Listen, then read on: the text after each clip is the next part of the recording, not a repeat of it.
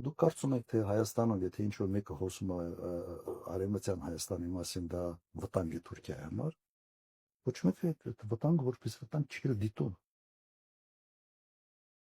Ուրիշ վտանգի մասին մտածի մեզ համար։ Արևմտյան Ադրբեջանի վտանգի մասին մտածի։ Իմ տպավորությունը, թե Նիկոլ Փաշինյանը իրական Հայաստանը ավելի շատ տեսնում է արևմտյան Ադրբեջանի կոնտեքստի մեջ։ Տպավորությունս այդպեսին է։ Դուք կարծում եք, որևէ մեկը լուրջ մտածում է, թե Արարատ սարը, ասենց Արարատ սարի վրա մենք աչք ունենք, մեզ համար դա սիմվոլ է, բայց դուք երբևէ որևէ ողջամիտ քաղաքական ասենց գործիչ նախկինում լսել եք, որ մենք ասենք, այս Արարատը գնան գրավենք եւ այլն։ Բայց անլուրջ է։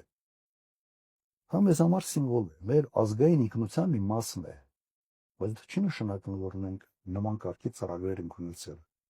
Այդ կարգի ավանցյուրիզմը ոչ ոք չէր տարա։